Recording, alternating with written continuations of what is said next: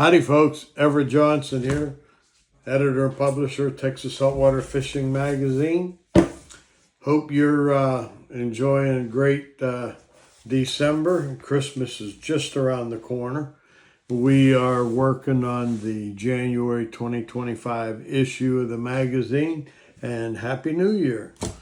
Best of fishing to you in the new year. So we need to talk a little bit about what's going on fishing wise. It's the off season for lots of folks. Personally, I don't really know why. We got to pick our days and we got to wait out some inclement weather. But man, you get in between these northers and the bays calm down and the high pressure drifts away after 2 or 3 days of the frontal passage. And my golly, I'm telling you, them fish are going to be chewing. And if you're not getting out there because you think it's too cold and January is not a great fishing month, my friend, you are making a huge mistake. You know, everybody that is inclined toward wishing and hoping and praying for their career best trout, January is a great month and February comes right behind it. And all I can say about that is ditto the opportunity.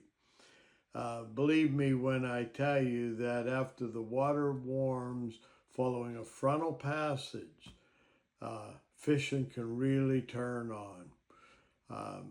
I personally, this time of year, I have couple of major fishing strategies that you might want to look into.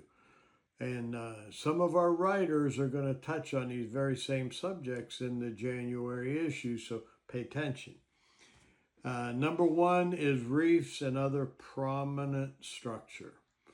Fish are going to congregate in areas where there's access to deep water for warmth when the northers are howling, and also shallow water where bait's going to be plentiful.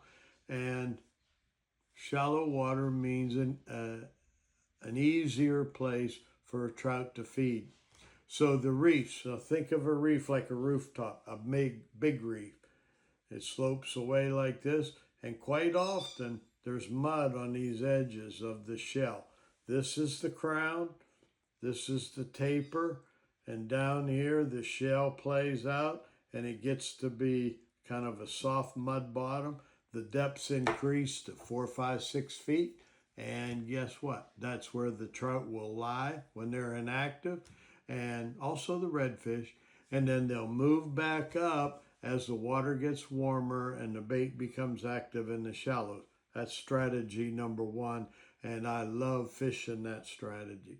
Number two, great fondness of fishing drains. Now, in my country, San Antonio Bay, West Matagorda Bay, we are blessed with a lot of backwaters on Matagorda Peninsula and Matagorda Island. Those backwaters connect to the bays with what some people call creeks, drains, bayous, sloughs, you name it. Okay. Those are going to not only be the channels that the waters come and go as northers blow and reduce the tides and the backcountry drain, but also when it refills.